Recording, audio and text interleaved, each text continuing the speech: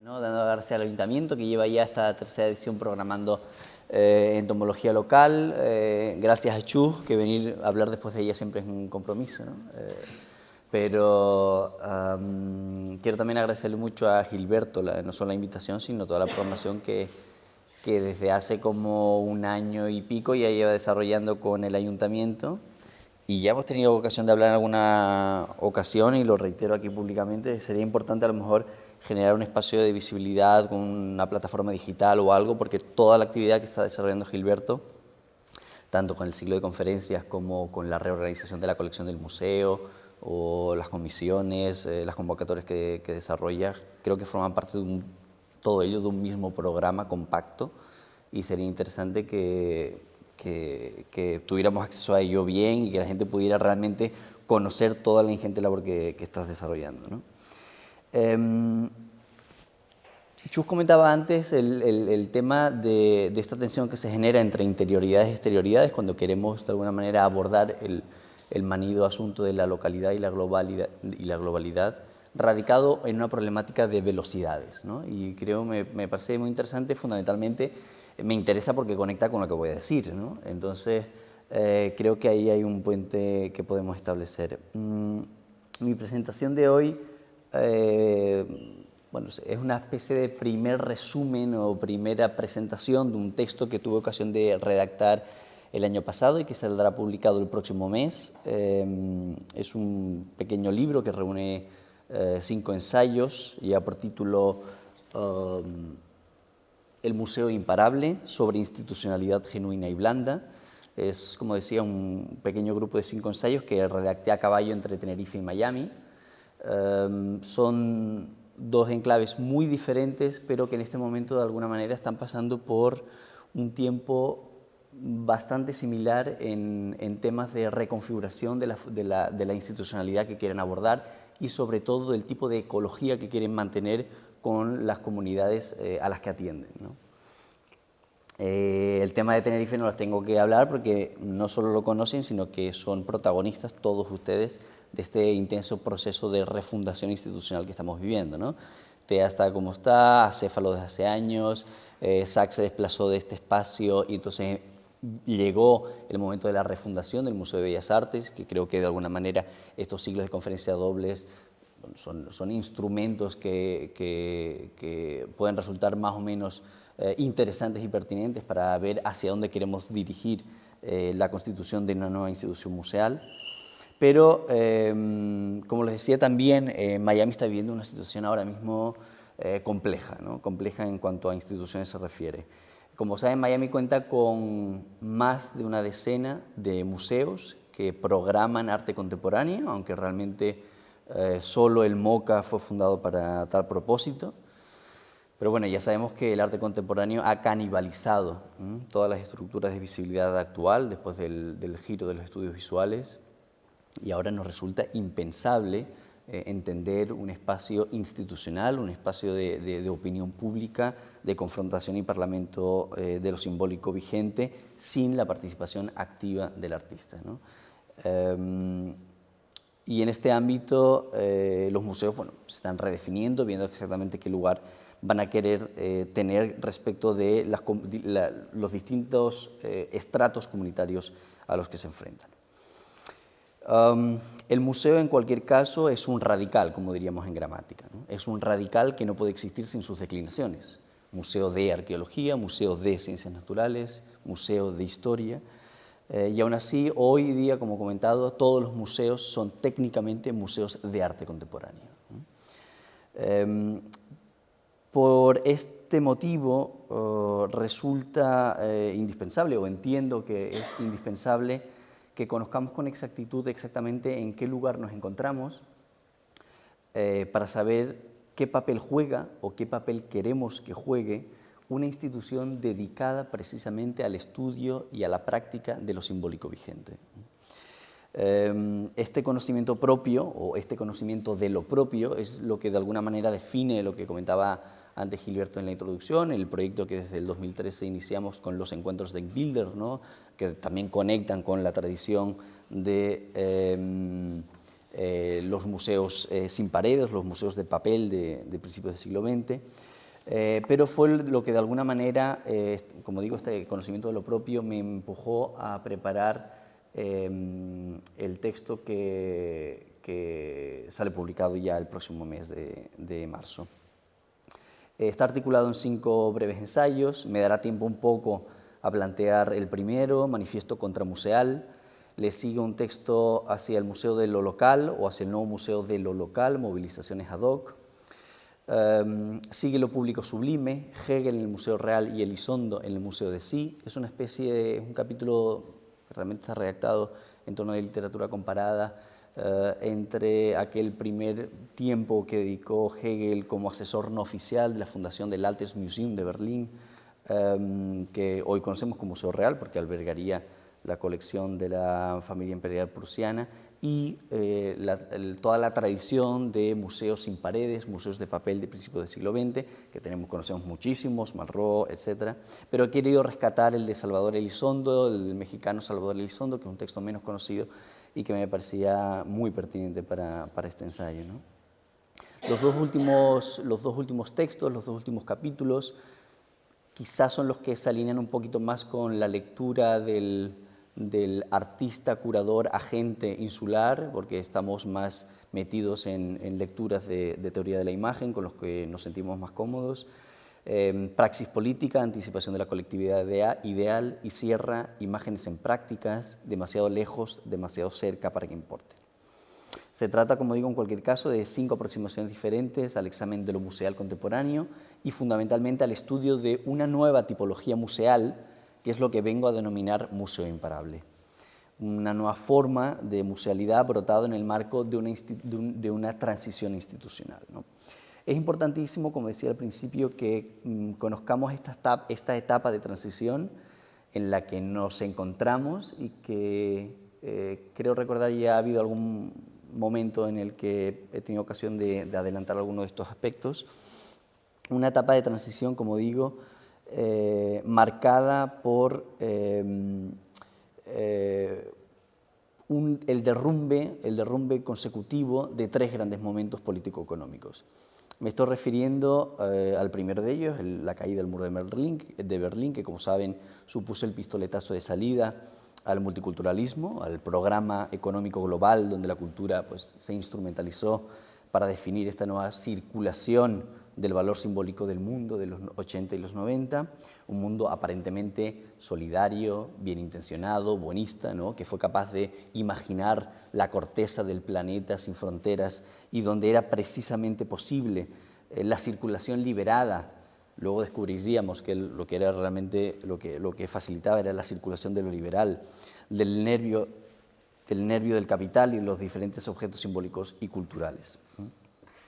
De hecho, hubo 2 experimentos previos a esta aproximación del proyecto Multiculti, que ya manejamos muy cómodamente en la historiografía actual, y que nos interesan si lo queremos desarrollar desde la lectura de los museos. Son 2 experimentos que tienen lugar en Europa y en Estados Unidos simultáneamente. En París, en el 77, se funda el Georges Pompidou, el mismo año que funda el New Museum de Nueva York, como experiencias para albergar lo último, las últimas producciones artísticas, siempre leídas desde el dominio de lo global del momento.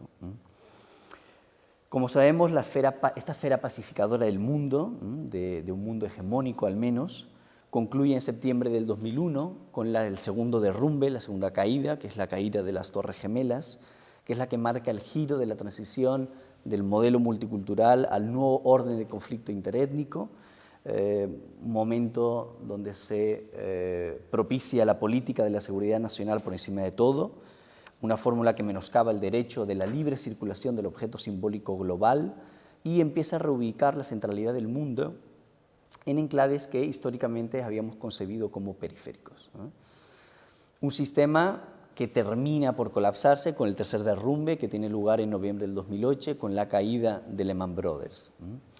El fin es el fin de una especulación globalizada, el momento que redefine los espacios de institucionalidad que históricamente habíamos entendido naturales y que termina por simplificar al extremo los sistemas de visibilidad simbólica del mundo. Aquí es donde se da la arena natural que polariza los dos modelos de museos con los que nos estamos encontrando ahora mismo en el periodo de inestabilidad, de crisis en el que nos encontramos, que es el modelo de museo corporativo que se presenta de cara enfrentada al modelo de museo prospectivo. No es que ahora haya museos por todos lados, sino que el mismo museo se repite en todos lados. Pero para entender esto habría que empezar por conocer su origen, el origen del fenómeno, ¿no? El Museo Imparable es un fenómeno metropolitano, que es lo mismo que decir que es un fenómeno político, porque la nueva política sabemos que se reduce a la superficie de la ciudad. La nueva política se reduce a una suma de decisiones edificatorias. Por esta razón, el Museo Imparable también se ve reducido a su propio espacio físico. De hecho, en numerosos casos, y podríamos señalar casos específicos, considera terminada su labor justo en el momento en el que se coloca el último ladrillo del edificio. Es algo así como un museo que se colapsa la noche de su inauguración.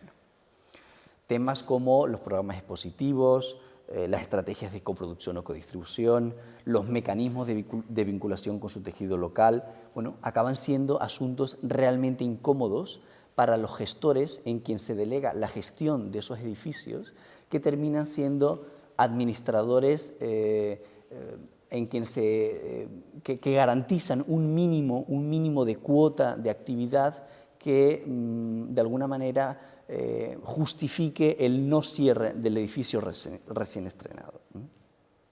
Porque de hecho, en este contexto, la infraestructura del museo es su programa. Y no se trata de que haya triunfado un decreciente control sobre los intereses expositivos del museo en favor de una mayor aseveración de sus espacios físicos, sino que bajo el empeño de esta nueva tipología urbana horizontal y de corteza, resulta ya muy difícil distinguir entre la política del continente y la del contenido. Hay asuntos, por ejemplo, en un examen más exhaustivo de cada uno de los casos, el tema de las colecciones termina siendo un asunto muy incómodo para el Museo Imparable. Al fin y al cabo, la colección es un grupo indexado de obras, mejor o peor articuladas, ¿no? Pero que en último caso hacen referencia a una etimología territorial, ¿no? que al fin y al cabo contradice la voluntad anónima del Museo Imparable. Pero cuando digo que el Museo Imparable es un fenómeno metropolitano, no me refiero a cualquier fenómeno al respecto, sino que estoy pensando específicamente en lo que Rem Koolhaas llegó a decir a partir del año 97, definió como las ciudades genéricas, el fenómeno de la ciudad genérica. Una especie de deriva global, aunque Koolhaas la identifica más o menos en los trópicos del planeta, que libera a las ciudades de la cautividad del centro y del corsé de la identidad. La ciudad genérica es una ciudad sin historia, fácil de mantener y con una enorme capacidad continua por redefinirse y autodestruirse. Koolhaas dice literalmente, la ciudad genérica es lo que queda después de que grandes sectores de la vida urbana se desplazaran al ciberespacio. De alguna manera, su falta sustancial de antigüedad y de singularidad permite a esta urbe expandirse horizontalmente como un fractal y presentarse de manera superficial tanto ante sus habitantes habituales como ante sus visitantes esporádicos. Al fin y al cabo, comparada con la ciudad clásica, esta urbe está sedada e induce a una especie de alucinación de lo normal, que de hecho es correlativa al flujo de desmaterialización de flujo de capital global. Esta situación no colapsa, sin embargo, la voluntad que tiene continuamente la ciudad genérica por elaborar la operación mítica de exaltar su pasado y ofrecer garantías de una peculiaridad de barrio que vincule su revenida autenticidad con el resto del tejido anómico del lugar. De todo ello, quizá lo que más nos interesa a nosotros desde la perspectiva de saber qué lugar o qué papel está jugando el museo cuando se implanta en este programa urbano económico, sea el mayor o menor uso o mayor o menor desuso que se hace de esta ciudad por parte de los ritmos diarios ordinarios de la población, ¿no? Por definición, este sitio posmoderno, este sitio genérico, ofrece lo que Maxim Gorky denomina un aburrimiento variado, ¿no? Que convierte el destino en una infinita repetición de lugares comunes. Aquí, en esta ciudad tipo, no hay estratificación ni intensificación, y esto se debe a que la profundidad de esta ciudad, de este lugar, no está debajo, sino que está en otro lugar.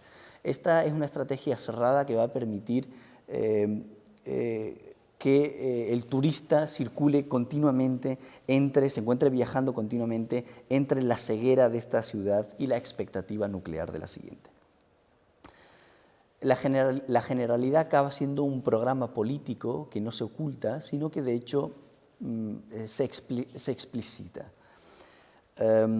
La aspiración de toda ciudad, por lo tanto, ahora ya no va a ser tener un museo, disponer, habilitar un espacio de confrontación crítica y participativa en el marco de la distribución del valor simbólico urbano, sino va a ser, su aspiración será tener un museo anónimo que de hecho sea capaz de garantizar la visibilidad de su ciudad en el circuito de ciudades genéricas del mundo. Aquí es donde el museo va a tener un objetivo estratégico, el de organizar la ceguera colectiva en cuanto forma de vida irremediable y lugar común del triunfo de la debilidad visual.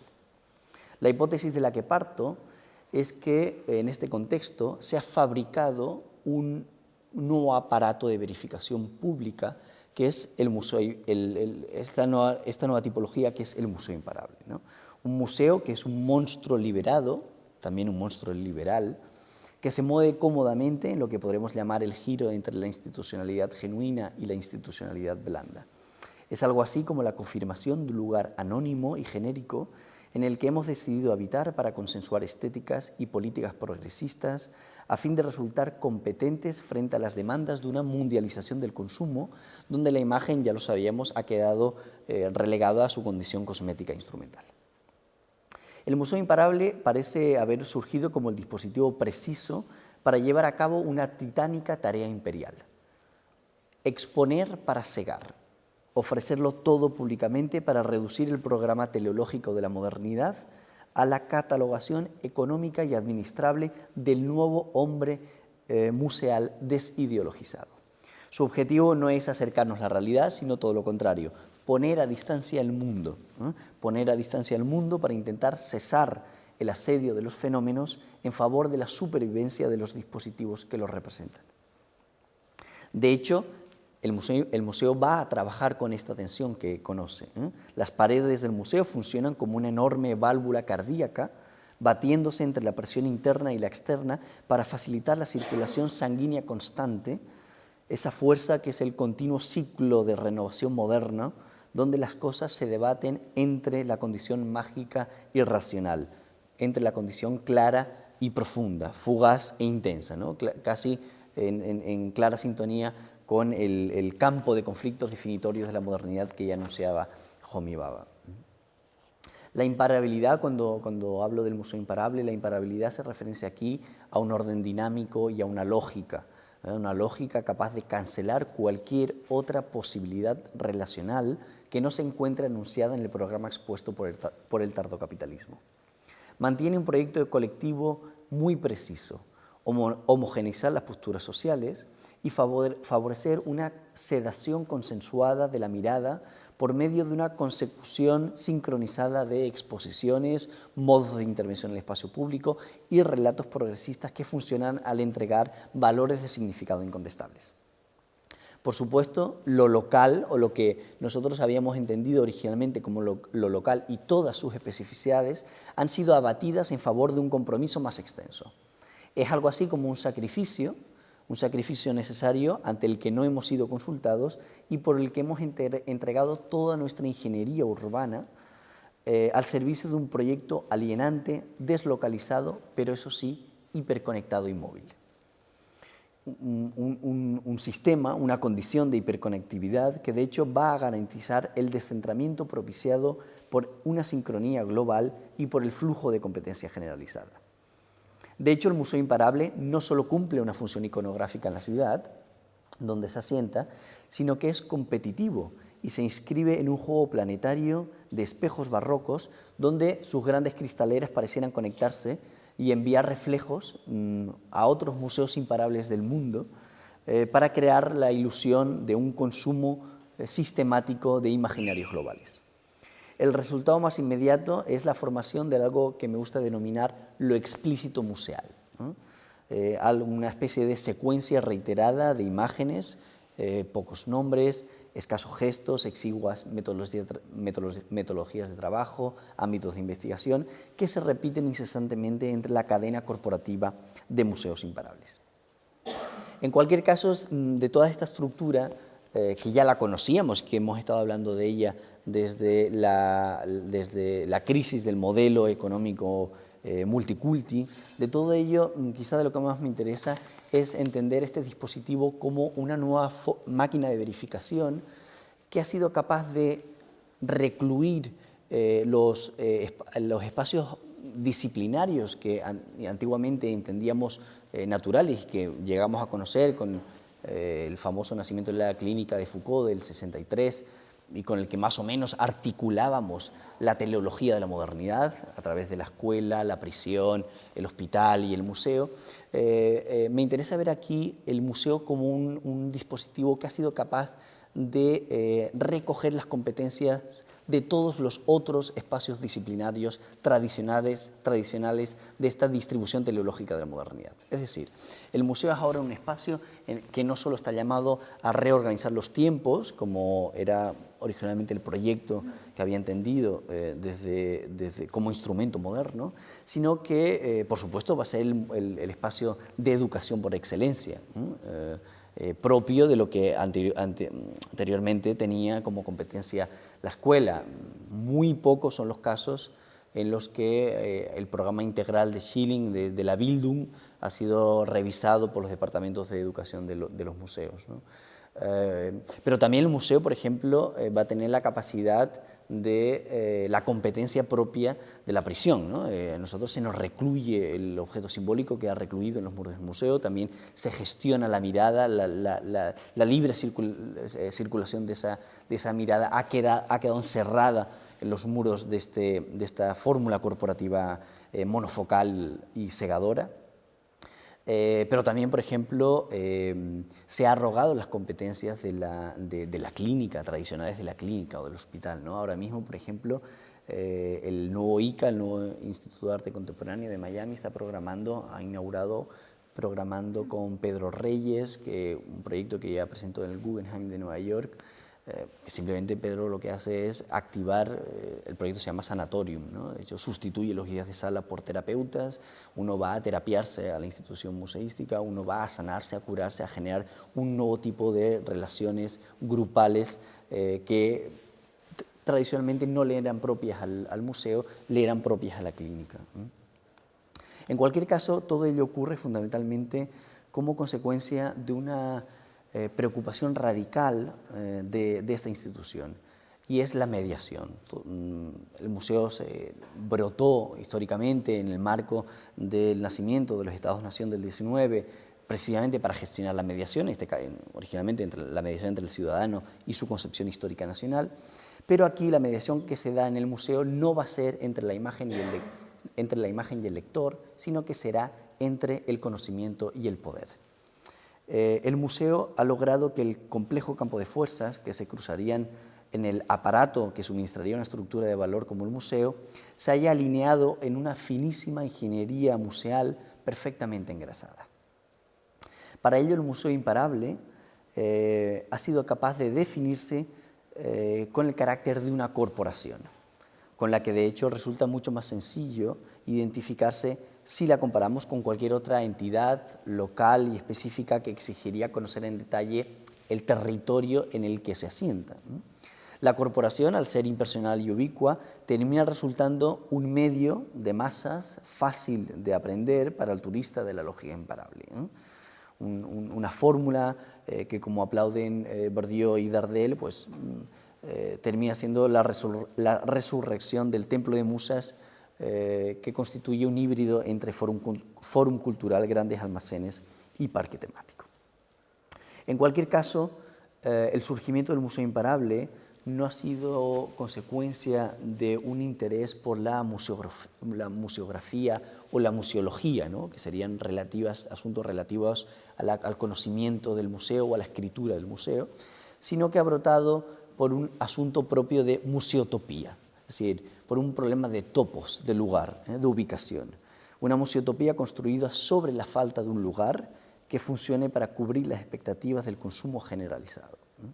Aquí se trata de abrir más espacios para más exposiciones que generen más fondos para crear más espacios con más exposiciones que vengan de más lejos y traigan fondos de más lejos también, ¿no?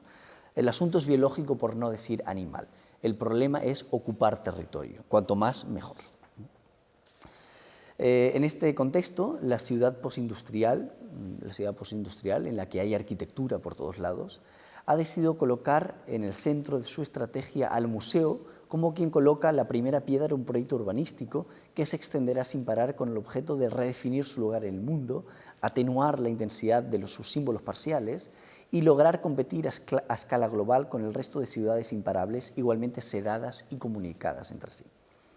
El Museo Imparable ha sido capaz de convertir el resto de la ciudad en una zonificación del museo. De hecho, la ciudad se construye a partir de la cara externa del muro del museo.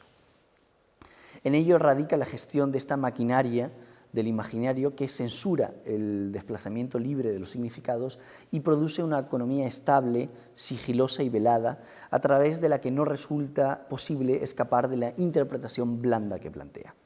Ya cegar la imagen, que originalmente ya había sido una estrategia de vanguardia, ¿no?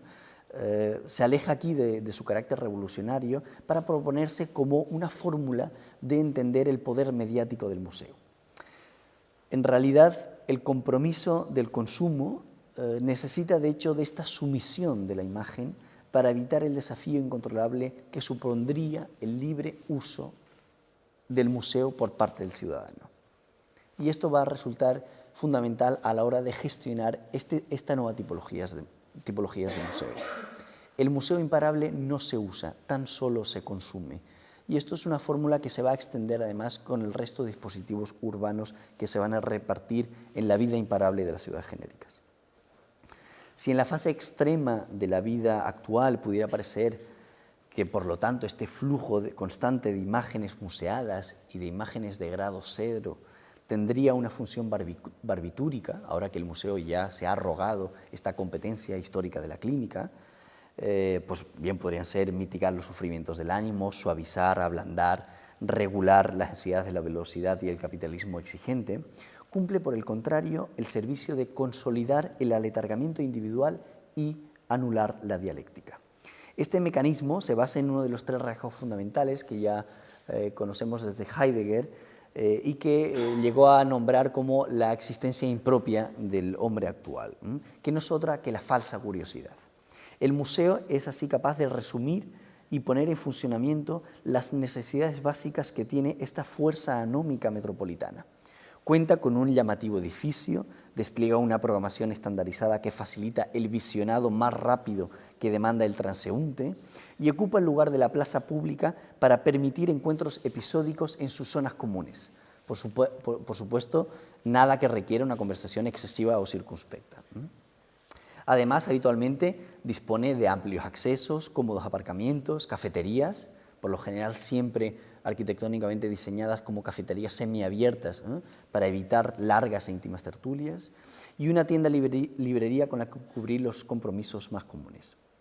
Todo ello genera un entorno nada autoritario y sugiere una organización recreativa que vela, de hecho, la mecánica con la que funciona a la perfección la consolidación del discurso blando. El espectador cree tener curiosidad por descubrir la programación del museo que se le ofrece, cuando de facto consume una y otra vez la misma exposición en los distintos destinos que visita. Si hubiera que describir de alguna manera o nombrar a esta forma museal, bien podría servir la de ficción urbana zombie. Es un impulso narrativo, un impulso no muerto, que vaga por la ciudad ocultando un proyecto político sedado y termina por desembocar en una nueva desafección moderna que disfuncionaliza la calle donde se encuentra y por contaminación inmediata también convierte su barrio y su ciudad en disfuncional, esperando poder llegar a serlo con la totalidad del planeta, recubriendo su superficie de un manto de anomia punteado por la red de museos imparables del mundo. Pero de hecho, que el Museo Imparable sea una ficción urbana zombie queda patente en su desmesurado interés por demostrar que aún hay vida en sus entrañas, que la bulliciosa calle accede a sus instalaciones y que es la nueva plaza pública. Por supuesto, nada de esto ocurre fundamentalmente porque los cuerpos de lo social no encuentran un retorno crítico y de debate en sus espacios, pero aún así todo el éxito del Museo Imparable se proyecta a través de la medición numeral y a peso de sus visitantes. Aquí se produce uno de los temas que quizás más me interesen, que tenga que ver con la ecología de las audiencias o la ecología del territorio con respecto al tipo de vínculo que mantiene la institución con las comunidades que se relacionan, y tiene que ver con la gentrificación de las audiencias. Lo colectivo queda anulado en la consolidación de grupos y subgrupos que acuden ordenadamente al museo. En alguna medida, a través del proyecto teleológico del Museo Imparable, con el que da por hechos ciertas estrategias de visibilidad que garanticen la salvaguarda de la institución por encima de todo, se fuerza y se suscribe un contrato unilateralmente que violenta las relaciones que se van a mantener en el espacio social del museo. Pero no quería acabar con este pesimismo que tiene intrínseco el Museo Imparable, porque de hecho el Museo Imparable no es el museo inevitable, ¿eh? Cuando hemos sido capaces de restablecer la institución genuina, las paredes del museo empiezan a funcionar como membranas sensibles que recogen las vibraciones y amplifican el percutir social del territorio. Estas membranas, además, no ocultan su dimensión esquizoide al articularse entre la cara interna y la cara externa del museo. De hecho, ahí es donde se va a construir la ciudad, entre las imágenes centrípetas de la cara interna del muro del museo y las imágenes centrífugas de su cara externa, las que expulsa y deja fuera de su interioridad. Expulsar no implica desordenar, de hecho hay orden también en la eyección, tanto de hecho que es capaz de construir una urbe, es capaz de construir una ciudad de excedente imaginario alrededor del museo. El muro del museo se tensa como se tensa la piel de un tambor para percutir el ritmo de la gran política. A partir de la cara externa de sus paredes es donde dará inicio la ciudad, que se presenta ya toda ella como los restos de una zonificación museal. De hecho, el espacio urbano interior e infinito surge como contraste de una interioridad museal controlada y abarcable. En este sentido, el museo no es tanto un espacio de representación de la historia de los objetos y de las imágenes del mundo, sino una máquina de producir el antiobjeto, la imagen contravenida que por oposición y contraste dará cuenta de lo que está afuera en la vida. Sabemos que, y termino ya, el Museo Imparable nace por la evacuación de la ideología, una ideología que suplanta por la erotización anónima de la ciudad, que es capaz de albergar, como apunta Yusen, la reconciliación por primera vez entre las musas y las masas. De ahí que el contrapunto, y esto quizá ahora podamos abrir un poco el debate en conexión con lo que estaba apuntando de las tácticas relocalizadoras que apuntaba Chus al inicio, el contrapunto para la posible obsolescencia del modelo del museo corporativo, del museo imparable, pase por apostar de nuevo por la gran política, es decir, pase por relocalizar el museo y reideologizar las estrategias de programación con las que opera. Bueno, pues este era un poco el paper que quería presentar como introducción y que de alguna manera es un tema muy sensible en el momento en el que sobre todo estamos teniendo aquí en la isla, dedicándonos a pensar las posibilidades de la refundación institucional en la que nos encontramos. Así que bueno, gracias.